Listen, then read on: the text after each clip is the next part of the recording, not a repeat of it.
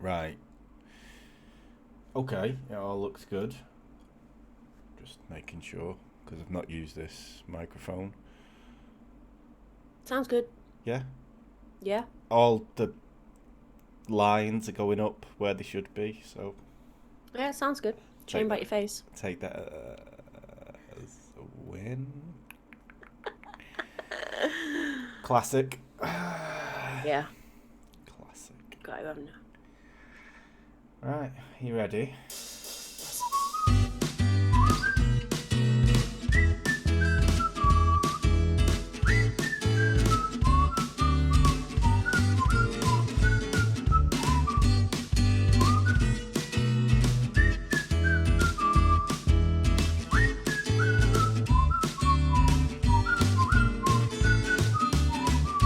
It's gonna be interesting, isn't it? Okay.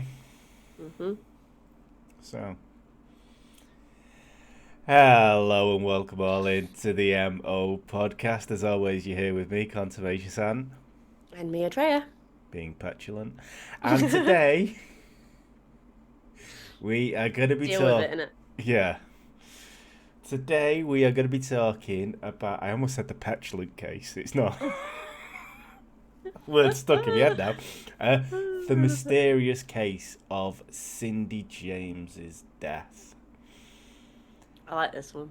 Yeah. Now, just to kind of get ahead of this, I was going to do something else, but then I started researching it and writing it, and I was like, oh, this is going to be fucking ages.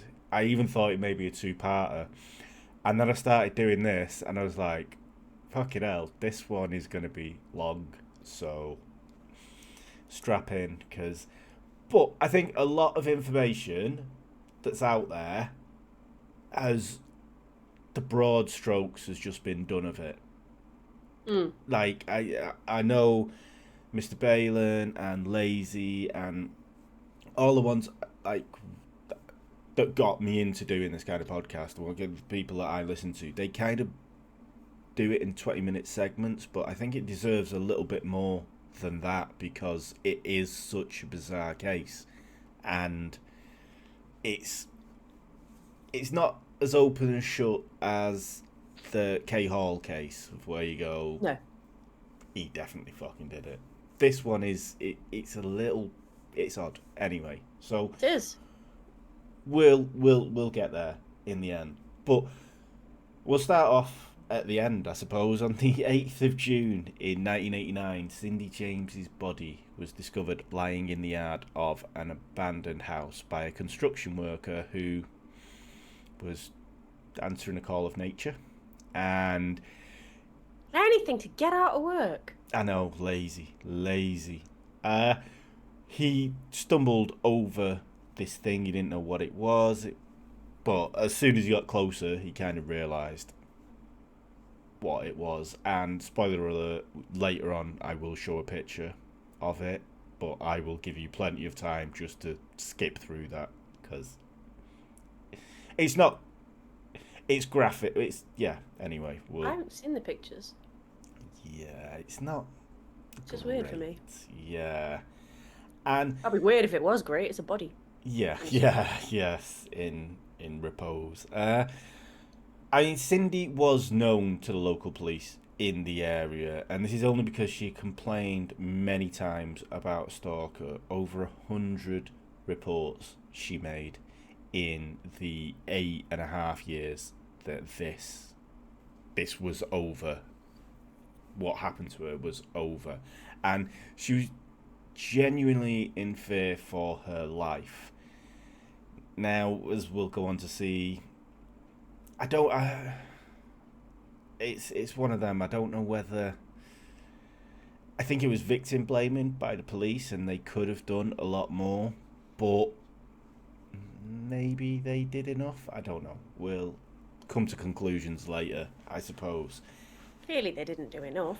She died. Yeah, yeah. I mean that in the fact that she was under close, very close surveillance.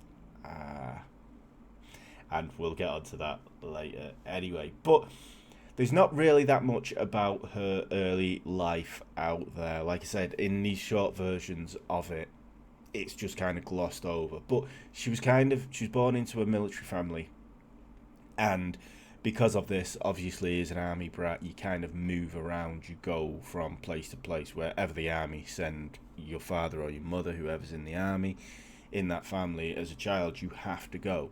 So it could be at the drop of a hat. So Cindy never actually made any connections to people, and she this.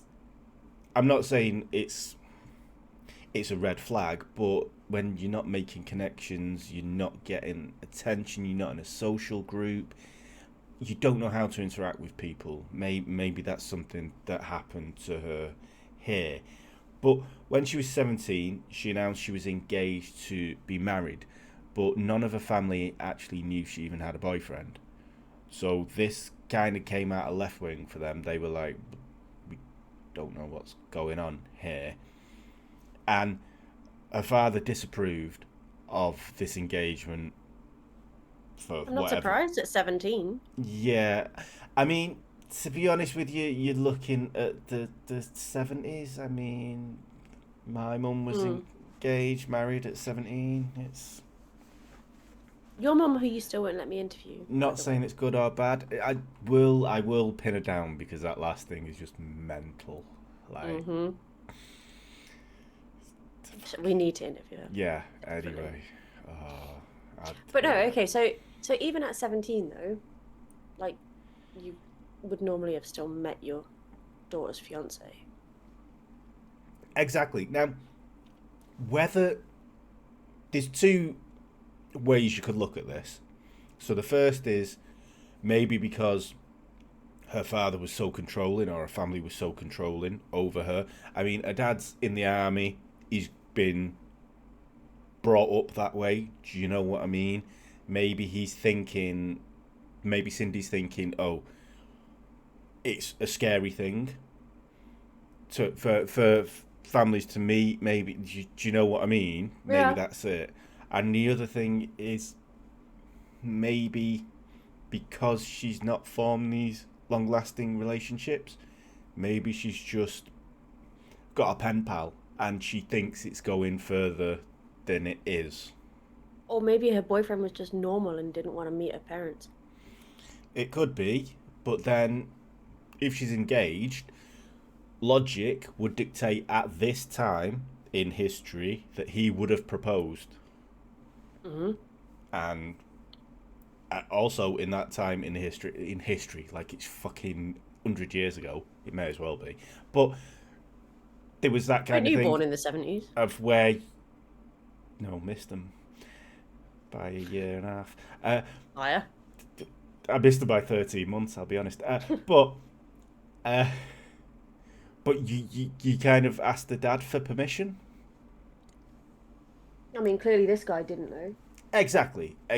So you can look at it. Maybe the one of two guy was ways. just a douchebag. Maybe as well. Maybe he was just looking for. She didn't want to have sex until she was married. Maybe she was that upstanding, and he just thought, "I'll do it," and then do a fly by night kind of thing. Hey, Henry VIII did it with Anne Boleyn. Yeah, I don't think this guy had enough power to change the constitution of Canada, but okay. No, but he married her, had sex with her, and then chopped her head off. Yeah. Same thing. And then created the Anglican religion from all of that. Came up with its own religion just to get away with it. Yeah, I think it was ingenious, personally. It really was. That is the way you do it. But anyway, Sorry, I'm pulling it doing back that. on topic. I'm doing that off-topic thing. Sorry, Wilkes. Yeah, I know. Yeah, I didn't even realise. But pulling it back on topic, her father kind of forced Cindy to call off this engagement for whatever reasons, and shortly after, the family moved to Paris, I believe, and Cindy didn't want to move to Paris. She wanted to stay in Canada and just stay in Canada, basically. Now, this is speculation, But apparently, at her father's behest, he said you should become a nurse because it's an upstanding kind of thing. I almost said religion because I'm back on the Anglican thing. So it's an Be a upstanding nurse. profession. It's an upstanding religion. It's Yeah, up there. yeah. So it's an upstanding profession, and I can kind of keep an eye on you if you're there. Yeah. It's kind of speculation, but maybe because he was in the army, he could have just rang up and at the nursing hospital and said, "I am Lieutenant Commander, whatever. Is my daughter Is my there?" daughter on a dinner break? Exactly. So, for all intents and purposes, maybe he was a little bit controlling, but we don't know because it's a little bit. Could he not have done that in any job though? Hey, I'm Big Boss Man with the army, so yes, I'm ringing the post office. Is my daughter on a tea break?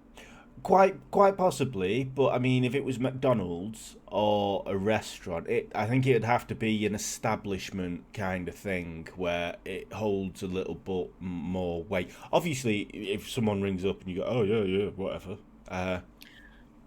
But I don't think that it's all very well him going, yeah, be a nurse because it's a good profession.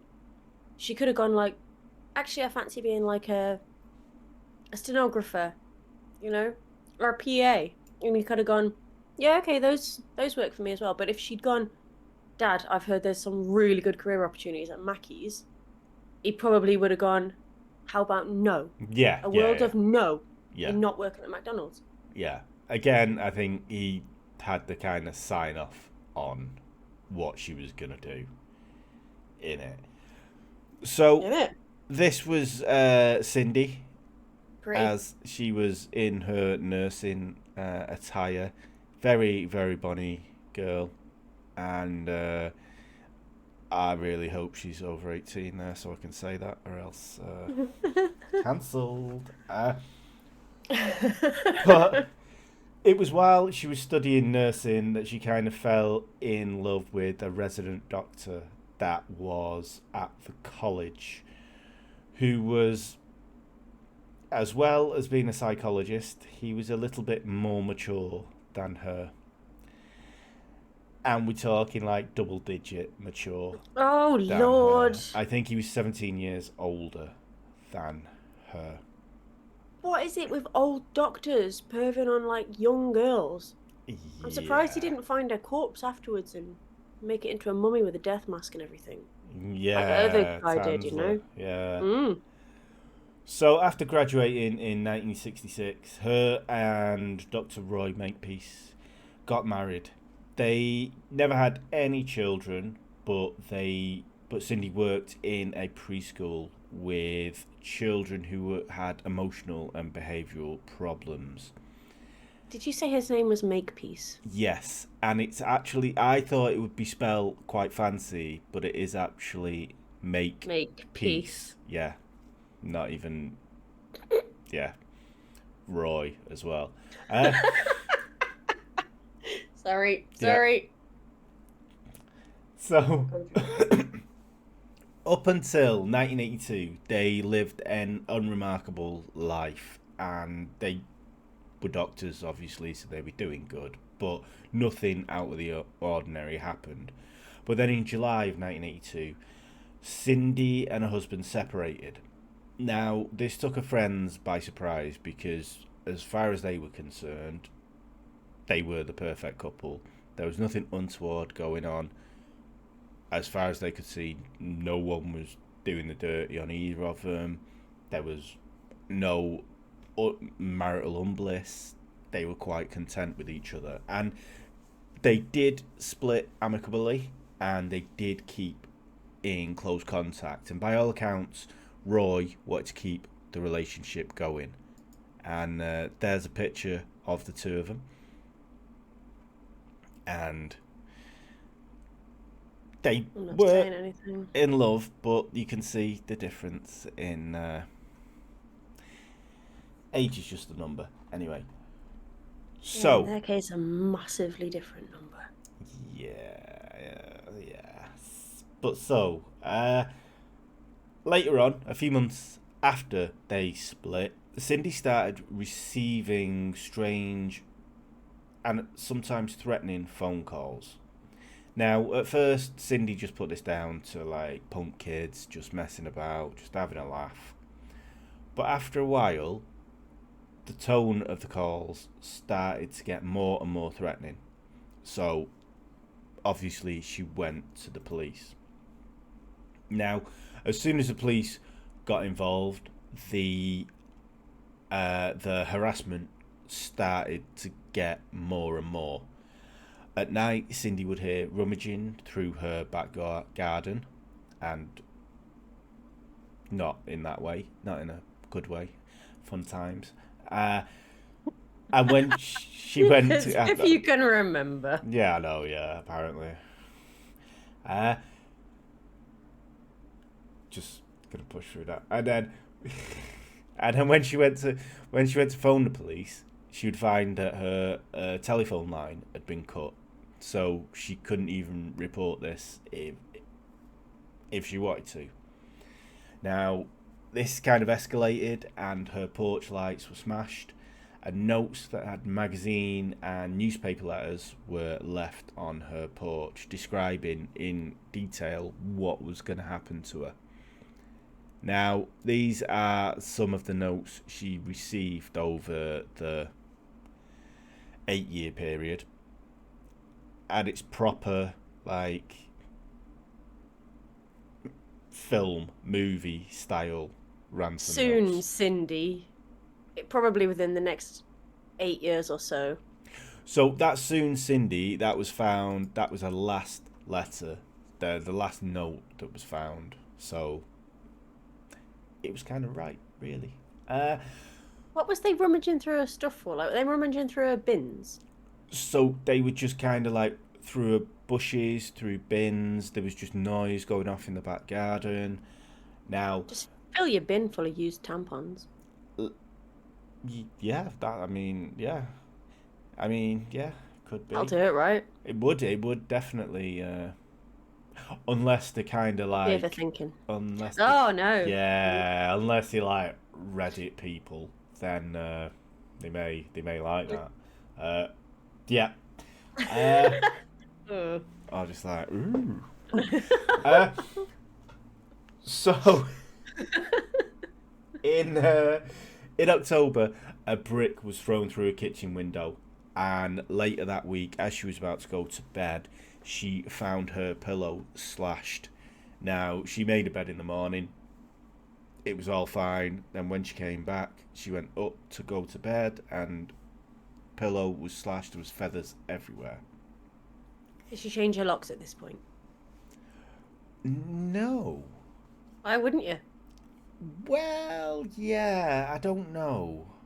It's now this is where it gets a little bit. Yeah, this is where one of the twists come.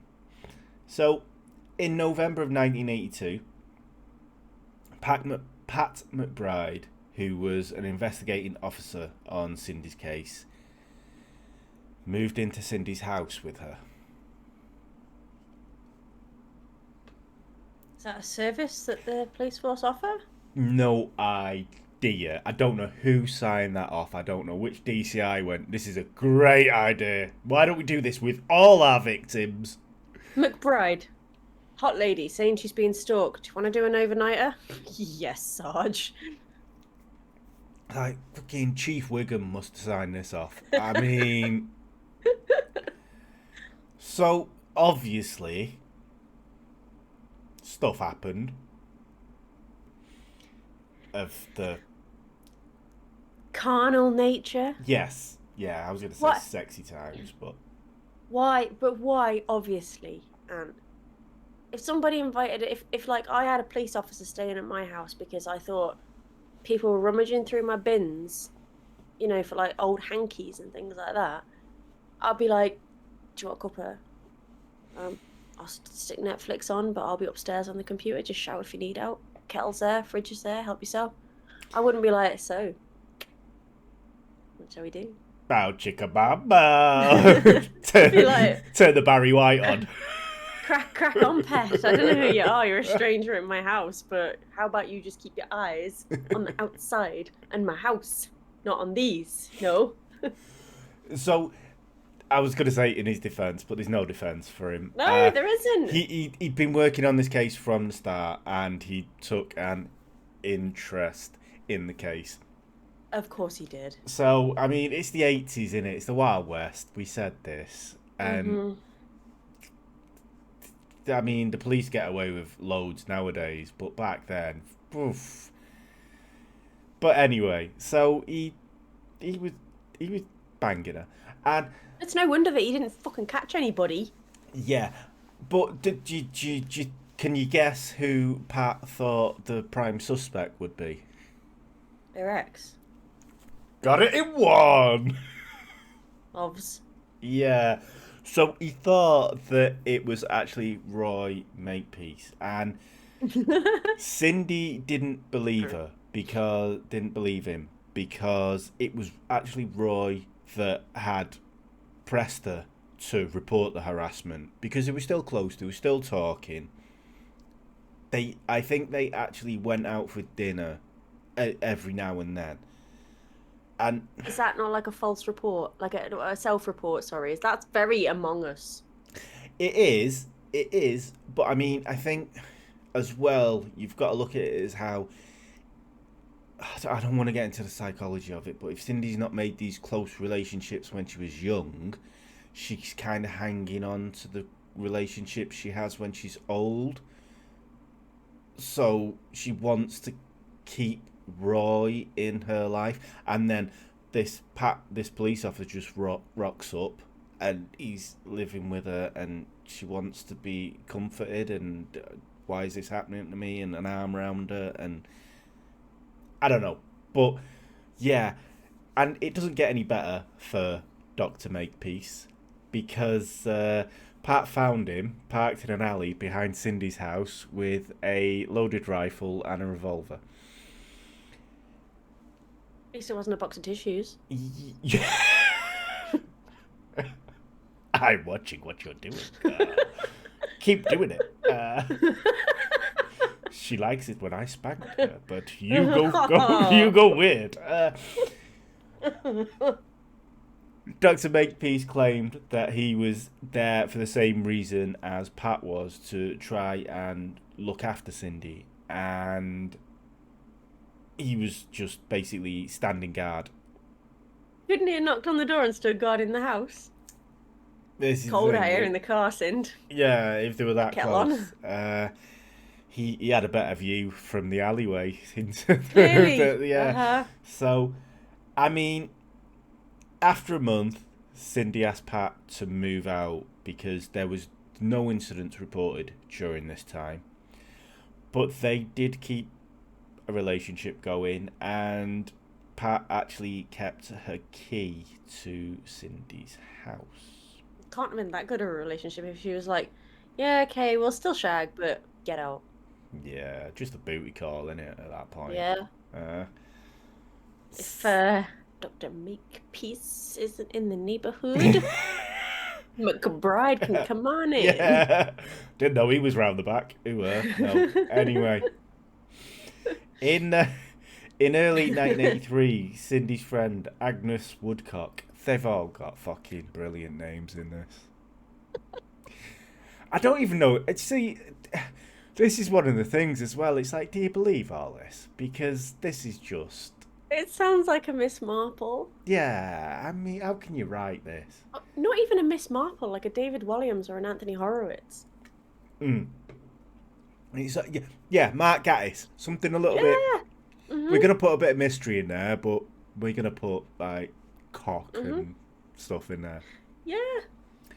So, anyway, Agnes knocked on the front door, and she received no answer. So she started having a little bit of a nosy around, because neighbours, innit? It's like, oh, just see what you're doing. She found Cindy in the garage with a nylon stocking wrapped around her neck. Now, Cindy couldn't remember much of what that had happened, but she answered the door to a man.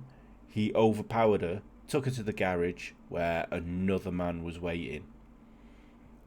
She claimed to have been raped, and all she could remember was the assailant was wearing white trainers. Well, that narrows it down. It was Richard Ramirez. Yeah. So after this attack, Cindy moved back into Roy's home, which was their family home before she moved out when they got divorced, and he moved out. So she's moving to get away because this stalker knows she's in that place. So if she moves, maybe they'll have to find her again or whatever. So she also repainted her car, and she started to keep a journal and a diary. Now, investigators at this point asked Cindy to take a polygraph test, and although it was inconclusive, it did show that Cindy wasn't being truthful in some of her answers. So when she was confronted about this, she admitted that she knew who one of her attackers was, but he'd threatened to kill her family if she revealed who he was. So she refused to name him, and she was scared about this. Yeah. You know how I feel about polygraph tests. Yes, I know. And as well as it being inconclusive, it's like she told a myth, like she wasn't telling the truth. But you don't know what the truth is, so how do you know she's not telling the truth?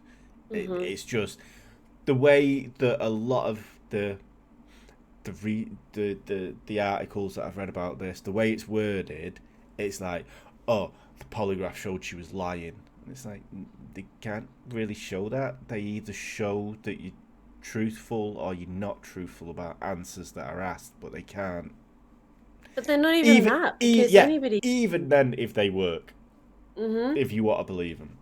Loads of serial killers have passed polygraph tests. Yeah. I mean, fuck all. That's why they don't use them anymore. It's to do with your butt. You just got to clench your butt, apparently.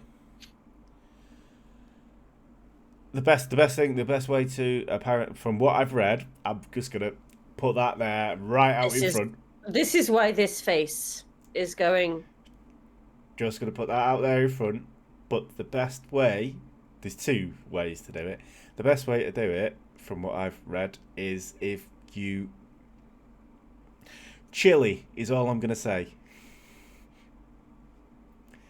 And an orifice. Chili and an orifice. Because you're so busy trying not to burn yourself that you, basically... Would it not be a dead giveaway when you sat, like, in the test, like, hands on the table, and they're like, what is your name? And you're like, Atreya. Woo! But you're saying that, it's like Kegels, though. Kegels. See? Well, like I'm just doing that in a polygraph test. Hold on. My pelvic floor must take precedent at this particular moment in time. Bear with. You can do Kegels at a bus stop. No one knows you're doing Kegels. You can't do it in a polygraph test. How are they going to know? Because you'll be distracted. Exactly. So you distract yourself from it. It's distraction. Yeah, but then you're not listening to the question. You'll be like, sorry, what was the question again? Yeah, that's allowed. But then it's the answer. So when you're distracted during the answer. Anyway, we're not encouraging people to fake polygraph tests, and I have never done it, so I don't know if that's true. I've just read. Never had a chili up my bum. Thank you for that image anyway. Moving on. Anyway, so... You see, Wilkes, and you say I'm the one that goes off topic? Never had a chili in my bum. Anyway, so... Gonna try now, though. So... Before November... Doing my backdoor Kegels now. Before November, Cindy moved twice more. And even though she kept moving, a bunch of dead yellow flowers were left on a porch alongside a note that said, "Are you ready to die?" I mean, no. Nice. It was at this point that Cindy hired a private investigator called Ozzy Caban. Now, Ozzy Caban, has worked with all a load of famous people, and he was very intrigued in this case. He's worked with apparently Joe Rogan and Mo favourite Frank Sinatra. So So he was dodgy as fuck. yeah, I mean, he was good at his job. Well, if you take this case, he was shit at his job. But Frank Sinatra was good at his job, mate. yeah, raping Don't make good people, does it? girls. Yeah, exactly. But incidents kept happening, and in January of 1984, Ozzy heard a strange noise coming over the two-way radio that he'd given Cindy.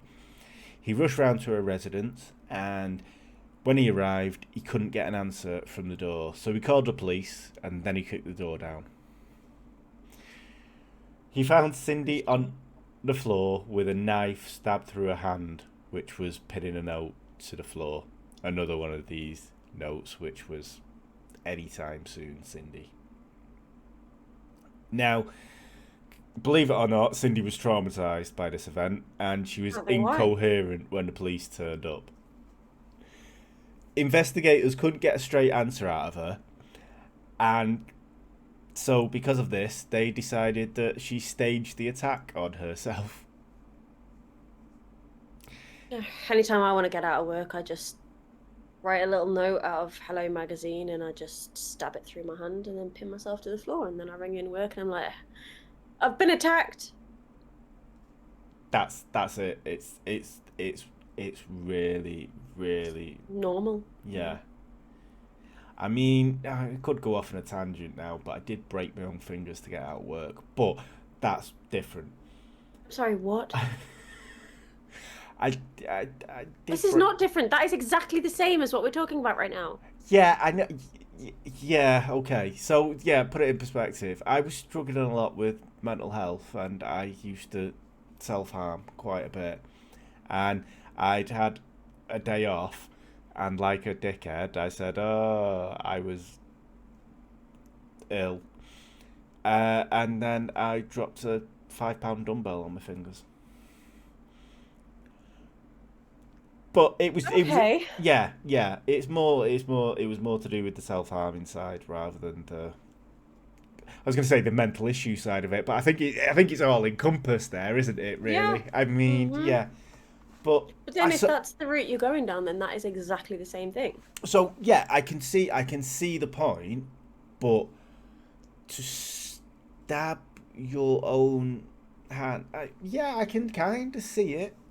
It's dedication to the It is. cause. It is. It's dedication to your craft. Yeah. It's yeah. So I can see both sides of this. But with the police not believing her, I mean, they didn't believe her that much. They didn't even bother taking fingerprints from the scene. So they kind of just turned off straight away. Now, whether this was due to the fact that she'd rang them X amount of times and they were just bored with her shit, or they were just They don't really refer her bad to police. anybody. Exactly, this is it as well, and it kind of it's really bad because it kind of escalates for her, and if she was in that position, maybe she did need help psychologically, mentally, but they didn't really bother with her. So then in March of 1984, Cindy took another polygraph test and she passed it. There was no inconsistencies, no untruths like that. So she was placed under surveillance. Now, the police were watching her, not 24/7, but they were watching her, I think it was for it was either a 2 or a 4 week period. But when they were there, nothing would ever happen. But the minute, maybe not the minute, but when they left, Cindy would receive a threatening phone call, she'd receive a letter, something would, like a window would get smashed, her porch lights would get smashed. And pretty much the police started resenting her for not being attacked when they were there. Because I mean, is that not pretty kind of self-explanatory though. Like if somebody's watching her house and stalking her, they're going to see if the police are watching them. They're not going to do it while the police are there, are they? Exactly, and they're not really that undercover, are they? It's like on The Simpsons when they've got like Flowers by Irene, and the letters are FBI, and they're outside King Fat Tony's house. Like, yeah, Yes. they're not undercover that much. If there's two Yeah. people sat in a car for 6 hours outside a house, and if you're a Pretty obvious. stalker and you're looking at that house, you can also see the street that them two people are in a car going, that's weird. Has she got multiple stalkers? I thought I was More the only stalkers. one. Yeah, Oh, exactly. You're still not going to do anything, are you? I Like, am I'm just see what wounded. I these thought guys I do was special. first. Yeah. Yeah. Yeah, that's a pretty dumb assumption. So, in June, right, dog harming alert here. So in June, when Cindy returned back from work, she found a dog tied to the kitchen table with a cord wrapped around its neck. Now, it was sat in its own doings because it couldn't move. It was tied that tight to the chair leg. In June 1985, so a year later, Cindy was hospitalised with a drugs overdose. Now, this was believed by authorities, who don't believe her anyway, was a suicide attempt. Because obviously they're not doing anything for her. So a month later, Cindy reported a silent phone call to the police. It was traced, and the origin of the call came from her own number inside her own house. Ooh, that's like the babysitter phone call, isn't it? The urban Exactly. legend. So this is kind of like some like Scream shit. Mm-hmm. But I I don't know. It was traced. So this is what is in the case file. It was traced, but on landlines, because that's all it was back then. When you've unless you've got two separate lines coming into your house, when you've got one up, you can't get. Do you know what I mean? If you have two phones in your house, Mm-hmm. someone's on the phone, you pick it up, then you start You listening just, to their conversation. yeah. Unless they hear the click and then they go, "Get off the phone!" And then you go, "Fucking hell, all right." So it's a really weird thing to do. I'm sure it could be manipulated because it's only analog. It was basic, but I'm sure it probably could be manipulated. I remember when you had the rotary phones, you could dial the number just by like doing the amount of things on the top. Could you? Yeah, we used to be able to do that. You could dial loads of weird numbers without Not touching old it. enough Not to even. have a rotary phone, I don't so even think it was the rotary phones. I think it was the old ones that you had on the wall. I had Everyone one of had one those. Yeah. on the wall, yeah. Uh, and they had rubber buttons, and you thought you were great. Ooh. Yeah. Anyway, uh, so in August, a fire was actually started in a house, and her friend Agnes and her husband were staying over on this particular evening, and they were woken up by Cindy bursting into the bedroom. When they ran outside, Tom, Agnes's husband, actually saw a man on the side of the road, like just outside the house, and he said, "Please call the police, call the fire brigade." And this guy just looked at him, turned away, and ran off into the night. Well, that's sus. Yeah, so straight away, that's a little bit weird. They obviously the police came, and when they turned up, they couldn't find any forced entry. They couldn't find anything, any broken doors, any windows open, anything like that. The police determined that the fire had to be started by someone inside the house, but the insurance company actually paid out $10,000 to Cindy.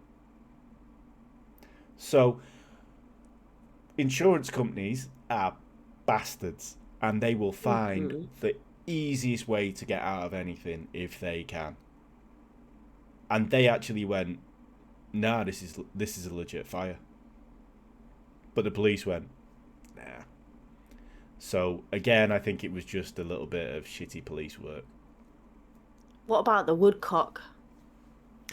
See, now these, She's always at the scene of the bloody crime, isn't she? apart from Roy Makepeace, these are the only constant. Just these like Cluedo character. these fucking exactly these Jesus. These characters are the only constant in her Mhm. life up until this point. Like, throughout this point. Now, even though, like, Cindy's moved 3 or 4 times, yet Agnes is still the one coming round. Roy still knows where she lives. So, they would never actually looked upon as a It's not suspect. obvious for Roy, though, isn't it? Yeah, exactly. Because he can see her whenever he wants, but what if the woodcock's like... What if she's like this pretty bitch? She gets all the boys. What if she doesn't get the boys ever again? Exactly. It could genuinely be like that. And on Reddit, there is a lot of people who have who were saying that. Have I just had a stroke, or have you just changed your camera? I haven't. I think it's reset itself. Oh, right, okay. Sorry. I thought, Is that jeez. better? It just reset. I think the app reset itself. No, Sorry. it just went complete. I was like, I'm not that drunk yet, am I? You didn't have a stroke. You didn't. Fine, good. But That's no, good. it's Agnes. It was totally Agnes. Yeah, I mean, it's fingers couldn't be pointed at her Why though? because she's the only constant. She's found her. She found her once, and then she's been at her house. So, but why would she And do it? because she was jealous. Yeah, exactly. So, Because Cindy was hot. and she was. She And was Agnes cute. was called Agnes Woodcock. Exactly. I mean, you've got to have a lot of fucking yeah. But then in December, Cindy was found lying in a ditch with a nylon stocking. Always a constant as well with a nylon stocking wrapped around her Hey, neck. tights a tenner penny in the 80s, mate. Everybody had them. Yeah, I suppose. Cindy was wearing a workman's boot on one foot and a single glove. She was also covered in bruises and cuts. She had no idea how she got to where she was. Now, to confound this horrible existence that she has going on, in the spring of 1986, Cindy was given a 6-month absence from work after the fucking Royal Canadian Mounted Police gave a report to her workplace saying she should be considered a dangerous person around children. What? Yeah.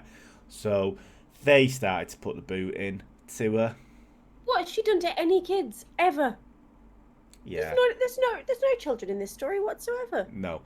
Because she worked with emotional and damaged children, and she'd been doing it for 10 years since this happened. She would the work, I don't even know if where she worked knew what was going on. Maybe they did know, but they didn't know to what extent. But then the Mounties decided to go, just in case you didn't know, we think she's a bit Fuck so the Mounties. exactly, they passed on their judgment to her workers. So she was given 6 months off. And then the poor cow got sectioned. Mounties? Oh, I was going to say, do you have the Mounties number?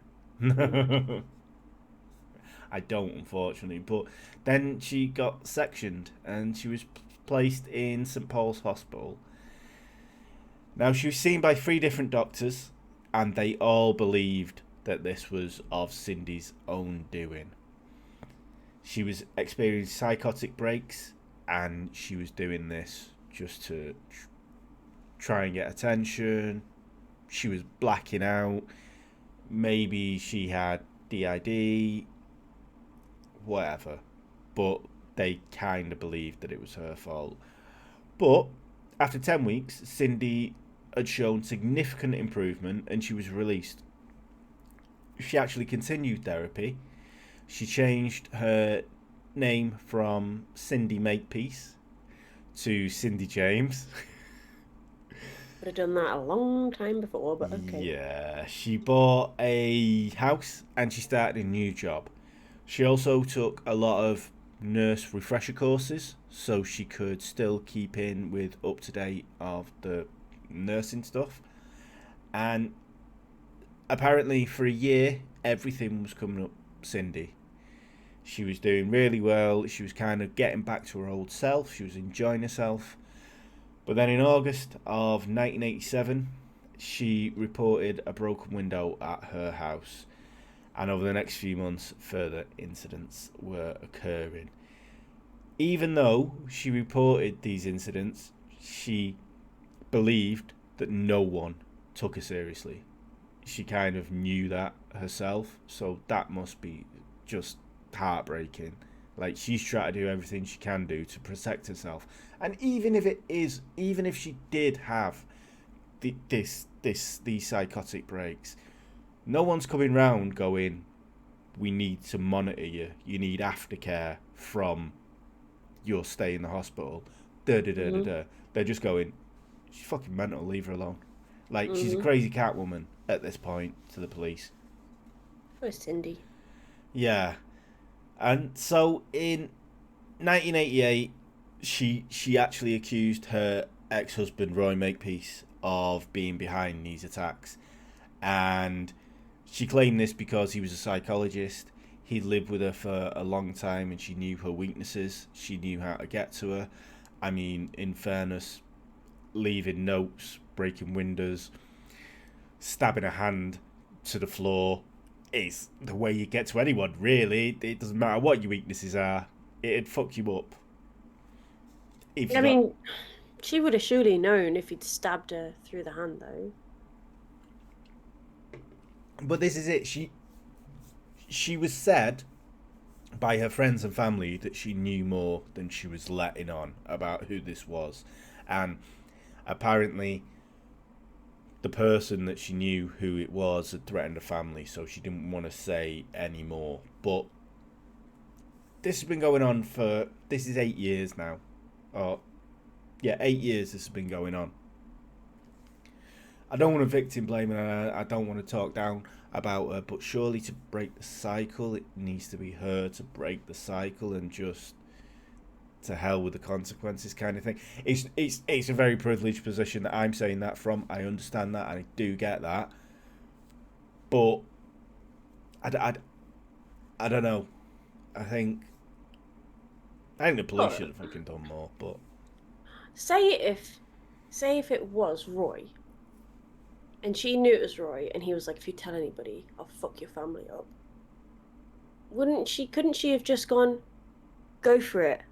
Because the sentence is an awful lot harsher for murder than it is for leaving dead flowers on my doorstep. But that's it as well. And if it was, oh, fuck your family up, be like, right, go for it. My dad's been in the army all his life. Like, yeah. see how far you get with him, Dr. Makepeace. Go for it. You've met my dad, right? Yeah, you know what I mean? And he frowned on the relationship when they got married anyway, because he was so much older. Yeah. So it's kind of an empty threat. I mean, when someone's got a hold over you, obviously it goes out the window, and that's where abusers get off at. But from an outside point of view, that would be the obvious thing.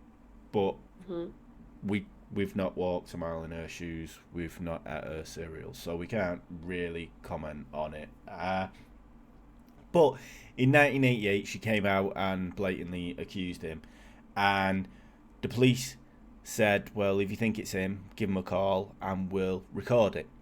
And when she accused him over the phone, he you can hear him sigh.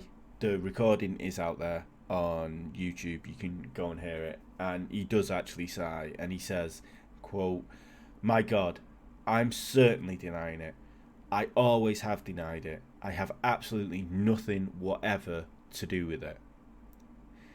Kind of sounds like the lady does protest too much to me there, really. There's a lot of negative things he says, like two negatives make a positive. I think he's saying a lot of stuff there. But he does actually sound exasperated because whether he's been asked this many times or maybe that's what, as a psychologist, that's what he wants other people to hear. I don't know. It's a very 50-50 thing. Now, so after this altercation, Roy received a message on his answering machine, and I don't know what the if it's copyrighted or whatever, but I'll give it a go and see if you can hear it. I bet there's about 1 million videos before this. Right, I need to see if you can hear it.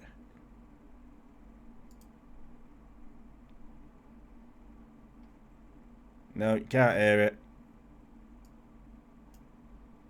Okay, I don't know why I got that wrong. Try that one again. Oh, bollocks. No, we won't play that. No meatloaf. No.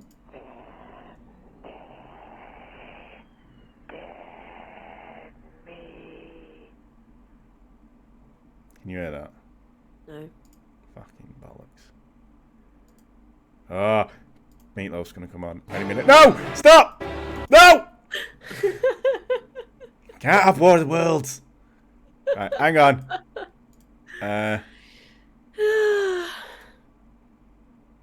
Right, I can't play it anyway, but as always, another epically professional presentation by the MO podcast. Yes, professionalism is our middle name, but it's we out do. there, and I will put the link in the in the description anyway, and it is just that. It basically says Cindy dead meat, but the way it sounds, it does sound creepy, but it also sounds like someone trying a bit too hard.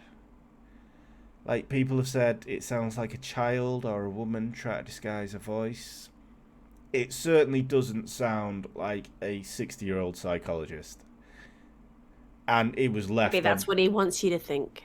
But that's it. But it was left on his answering machine. So obviously he didn't answer the call. So he could have been out making that call, knowing he wasn't in. But it just sounds a little bit disguised to a certain point. So obviously they're not going to come out and go, "All right, this is Agnes, Cindy dead meat, yeah." But I don't know. But then a few weeks after this message, Cindy again was attacked in her home. She was found in her car naked from the waist down, again with the black nylon stocking around her neck. She had no recollection of how she got there. She just pulled up to her house after a hard day's work, and then the next thing the police found her. There were a few more incidents involving her house, like smashed windows and the porch lights being smashed.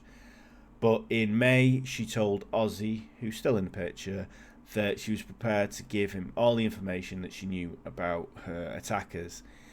Unfortunately, this interview was never given to Ozzy because on the 8th of June, as we said, Cindy, after not being seen for 2 weeks, she was found dead in the abandoned yard. Now, I'm going to show a picture of it, and it's going to be on for about 10 seconds. So if you don't want to see it, I'd turn away now.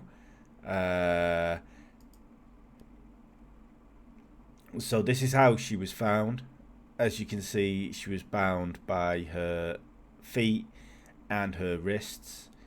She had the nylon stocking again over round her neck. The toxicology showed that she had 10 times the lethal dose of morphine and flurazepam in her system. There were needle marks on her arms, and even though she was fully dressed, and as you can see in that, she had no shoes on, but her feet were remarkably clean. So to get where she'd gone, she would have to walk through undergrowth and brush. Therefore, she would have to have stuff on her feet. And she was tied up. Yeah, she couldn't have tied herself up like that. Even Houdini would have struggled with that one. Yeah, I mean, it was said when the coroner was doing his report, the knots weren't that tight, so she could have done it.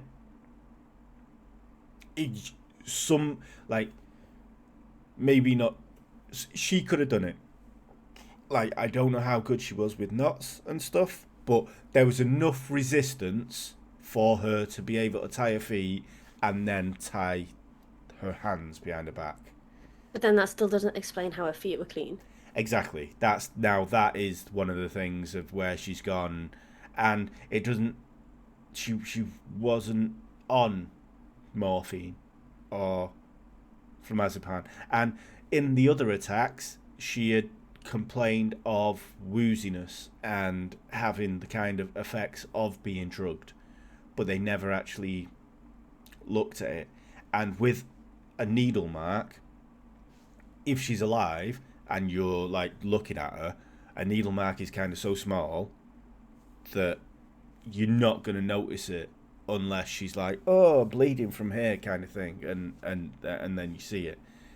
So it's yeah. She was. I don't even know. It's just unsolved. The police, I believe, have said she did it to herself. I think that was the overwhelming majority of the vote. I don't know if that was 100% of what it was, but it's unsolved. I could get on board with maybe her having like DID or maybe severe schizophrenia or something, like a distinct personality that was set out to kill her. I can get on board with that. I really can. But that does not explain how her feet were clean in the middle of that area. That's the crux of it for me, is that if she had done all of this to herself, she still would have had to get out there and stage her own death to make it look like somebody had killed her. She would have had dirty feet. Exactly. And you've got to remember that she lived with Roy for what? Double-digit years plus. Mm-hmm. He never witnessed any of this. He never witnessed her having a psychotic episode, any of another personality coming through. Mm-hmm. Now, maybe he could have said he never witnessed that just to cover his own back, but if he didn't do it, where's the benefit in? Or if he did it, then you'd say, yeah, oh, I remember one time she became a completely different person, kind of thing. If the police are going with the whole she did it to herself thing, you would play on. If he did it, he would play on that anyway. Yeah. Exactly. Oh yeah, I definitely remember that. She used to be like that all the time. You jump on it, and she was 10 weeks in a mental institution. Like, surely they would have picked up on it. Surely the doctors would have diagnosed. I know it was the early 80s and they weren't that forward thinking in this kind of stuff, but surely at some point under 10 weeks they would have noticed a different personality pop out. It's not like your personalities don't wait until you're out of view to pop out. They just come out randomly. Surely it's not like that. It kind of feels to me like maybe it was somebody who worked alongside her as a nurse to get a hold of morphine and things like that. It's not something you can just get off the shelf in Asda, is it? So... No, exactly. It does smack of someone not wanting her to live her best life, kind of thing. Whether you're saying that's jealousy or whether you're saying that's if I can't live without her, she shouldn't be able to live. There's Some people are just assholes. exactly. I Fit for the mean, crack. yeah. There are four main suspects. Obviously, the main, well, not the main one, but one is the ex Roy Makepeace. One is Pat McBride, who lived with her and was a romantic relationship. Yeah. One is the anonymous person that Agnes's husband saw that evening, and the other is Cindy herself. Why is Agnes not on this list? This I think she's sus. Yeah, this is the thing. This is the thing as well with her. She's she's there. She's the constant, like even more constant than Doctor Makepeace. Like she's there, and she's part of Cindy's life, so she knows what's going on. I mean, I'm not casting accusations, but She is the bunny out of Hoodwinked. yeah, it's not. It's not that. It's a weird one because there's a lot of things pointing. I mean, not a lot of things pointing to Cindy herself. I think it's just bad police work that's pointing to Cindy herself. But if you just hear the kind of watered down versions, then you'd go, "Oh, well, she was undiagnosed." But it's the prolonged amount of time she was with. Pat was living with her for a month, over a 4-week period. He never noticed anything suspicious. She was in hospital for 10 weeks. They never noticed anything. I mean, they claimed that she was doing it herself, but they never actually signed off on a condition that she had. And Makepeace lived with her for 12 years, 10 years, and didn't see anything like that. And the Woodcock spied on her for years and years, and Curtin twitched on her for years and years. Exactly. They were the proverbial, I was going to say, yeah, woodpecker, I suppose, laying the eggs in her nest kind of thing. And that analogy doesn't work at all, actually. But they were watched her, and they found her more times than anyone else did, which is quite convenient. Found her. Yeah. So, I don't know. It's a crazy one. And it's unsolved. I think I've solved it, personally. Yeah, well, I mean, it doesn't take a genius to But you didn't think of it. you know... You didn't think of it. You did not think of it. You were just like, oh, yeah. Good point. Fair enough, fine. Fair enough. I'll let you have your minute in the sun. Yeah. Anyway, yeah. So, yeah. Cindy James. A sad case of police ineptitude, really. Again. Because, every fucking time, innit? If she would have just been given a little bit more care, a little bit more aftercare, a little bit of an arm around her, then maybe she'd still be alive and she'd be diagnosed and she'd be okay, but she's not. No. And on that bombshell, this has been the MO Uplifting. podcast. Yeah, exactly. Yeah, we like to end it on a banger. Yeah, this has been the MO podcast with me, Conservacious Ant. Me and Freya. Yeah, you try and have a good week there, everyone. We're good. Bye.